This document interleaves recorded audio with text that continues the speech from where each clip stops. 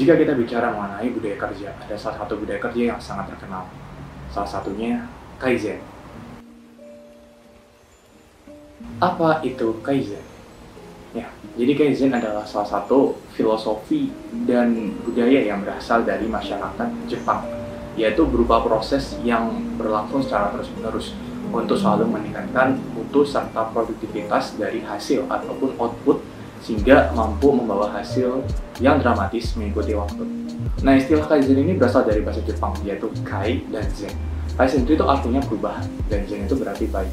Sehingga Kaizen ini adalah salah satu perbaikan atau penyempurnaan yang berkesinambungan, yang bisa melibatkan semua anggota dalam hierarki perusahaan, baik manajemen maupun karyawannya. Nah, menurut Wellington, prinsip-prinsip dari budaya Kaizen ini yang berada dalam perusahaan itu ada beberapa macam, yaitu seperti berikut ini. Yang pertama, fokus pada pelanggan. Ya, penumpang Kaizen di sini adalah fokus pada pandangan jangka panjang, pada kebutuhan si pelanggan itu. Dalam Kaizen ini, secara absolut amat penting bahwa semua aktivitas tanpa boleh diubah harus diarahkan pada kepuasan pelanggan yang lebih besar. Yang kedua, melakukan perbaikan secara terus-menerus. Nah, mencari cara untuk memperbaiki dalam sebuah perusahaan dan tidak berhenti setelah perbaikan berhasil diimplementasikan. Karena keberhasilan yang dicapai itu menjadi patokan bagi pelaksanaan kegiatan perusahaan yang berorientasi pada profitabilitas. Akan tetapi, standarisasi hal ini akan berubah sampai ada karyawan yang mampu menemukan cara baru yang lebih efektif dan lebih efisien. Kemudian, mengakui masalah secara terbuka. Setiap perusahaan mempunyai masalah, ya. Tetapi dengan memperkuat budaya, mendukung secara tepat, konstruktif, dan tidak bersifat konfrontasi, tidak menyalahkan gitu, setiap tim kerja dapat mengemukakan masalahnya secara lebih terbuka, mendorong keterbukaan. Perusahaan yang menerapkan strategi Kaizen ini cenderung kurang mempunyai pengotak-kotakan secara fungsional, sehingga setiap karyawannya lebih leluasa dalam berkomunikasi, yang mana semakin dapat mendorong keterbukaan. Nah, apa aja sih faktor-faktor yang mempengaruhi budaya Kaizen? Jadi terdapat beberapa faktor nih yang dapat mempengaruhi keberhasilan budaya Kaizen itu dalam perusahaan. Antara lain seperti berikut. Yang pertama ada teamwork atau kerjasama. Nah, teamwork ini tuh bisa diartikan kerjasama dalam tim atau kerjasama dalam bentuk kerja kelompok dengan keterampilan yang saling melengkapi, serta berkomitmen untuk mencapai target yang sudah disepakati sebelumnya untuk mencapai tujuan bersama secara efektif dan efisien. Kemudian personal disiplin. Disiplin ini nggak ada kaitannya dengan kekerasan ataupun hukuman gitu ya.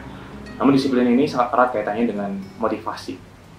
Pada dasarnya hal yang dapat memotivasi individu itu dapat dikelompokkan menjadi dua, yaitu by love and by fear. Kalian itu dapat termotivasi untuk melakukan suatu pekerjaan jika kalian telah menyadari berbagai hal menyenangkan yang dapat kalian peroleh setelah atau pada saat kalian melakukan pekerjaan tersebut. Improve moral atau peningkatan moral.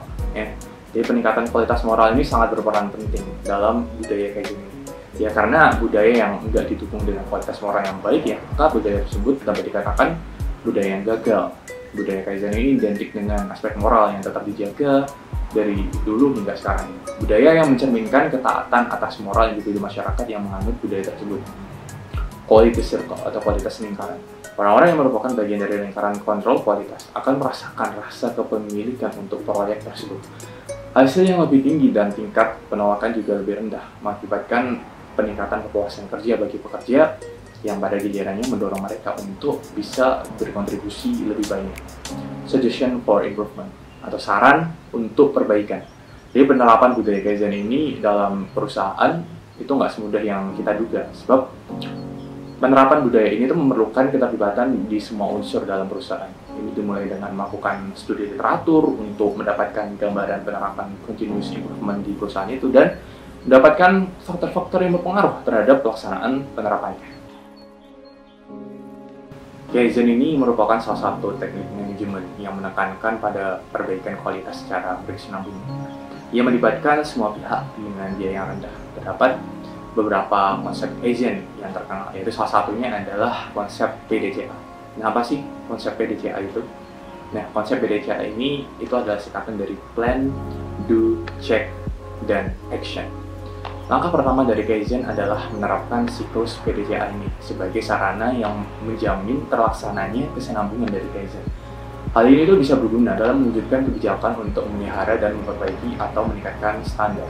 Adapun penjelasan dari masing-masing siklus dari PDCA itu seperti berikut ini. Yang pertama, rencana atau plan.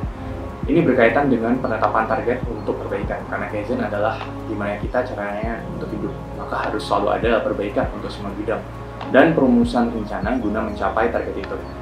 Kemudian kedua, do atau proses melaksanakan. Ini rencana yang telah disusun itu harus diimplementasikan secara bertahap, mulai dari skala kecil yang pembagian tugas secara merata sesuai dengan kapasitas dan kemampuannya masing-masing. Kemudian yang ketiga yaitu cek atau memeriksa.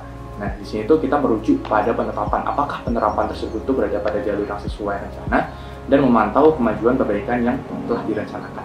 Yang keempat adalah action atau tindakan, yaitu berkaitan dengan standarisasi prosedur guna menghindari terjadinya kembali masalah yang sama atau menetapkan sasaran baru bagi perbaikan berikutnya.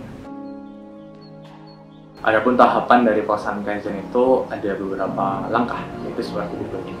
Yang pertama, menentukan masalah atau area. Dalam hal ini tuh dipilih sebuah topik Kaizen, itu sebuah masalah yang bisa diambil dari prioritas bisnis yang utama berdasarkan value stream mapping atau masalah di suatu area tertentu gitu. Kemudian kita menentukan tujuan dan sasaran. Saat tim baru pertama kali melaksanakan Kaizen, mulailah dengan tujuan dan sasaran yang sederhana dulu.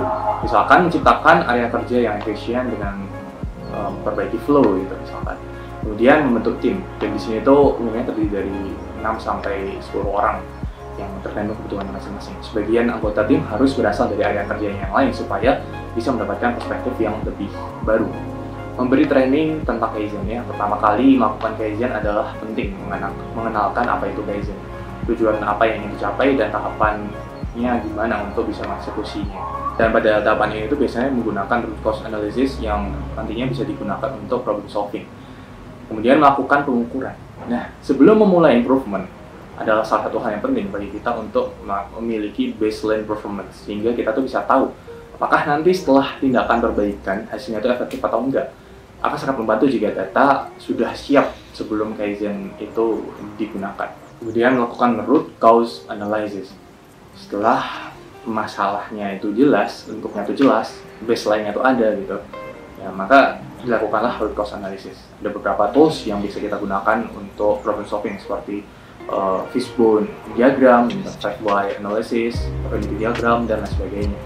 Sudah melaksanakan tindakan perbaikan. Setelah root atau akar masalah tadi itu teridentifikasi, ya maka kita harus segera membuat rencana tindakan yang dapat dilakukan untuk perbaikan secara langsung. Setelah itu memeriksa hasil. Setelah tindakan perbaikan tadi dilaksanakan, maka cek hasilnya. Ada indikator kinerja yang bisa kita gunakan untuk melihat apakah hasilnya efektifnya atau enggak. Nah, jika tidak, maka ya kita harus melakukan analisa ulang. Kemudian standarisasi. Nah, jika hasilnya itu udah efektif nih, maka kita harus segera membuat standarnya. Dari hal ini kita gunakan untuk memastikan bahwa hasil perbaikannya itu bersifat sustainable dan konsisten ketika dijalankan. Kemudian ada follow up atau tindak lanjut. Untuk tindakan yang belum selesai pada masa Kaizen, lakukan follow up untuk memastikan tindakan perbaikan itu sudah diselesaikan. Dan kita harus mereview hasilnya, memastikan improvementnya itu sustainable dan konsisten. Dan terakhir, celebrate dan ulang siklusnya. Setelah hasilnya efektif gitu dan improvement tercapai secara konsisten dan sustainable gitu ya, maka kita bisa merayakan keberhasilan dengan tim kerja kita dan merencanakan untuk melakukan Kaizen event itu untuk kegiatan-kegiatan berikutnya. Oke, jadi itulah penjelasan mengenai konsep budaya Kaizen yang berasal dari Jepang. Nah, pertanyaannya, apakah kalian sudah siap meraih kesuksesan kalian dengan menggunakan budaya Kaizen ini?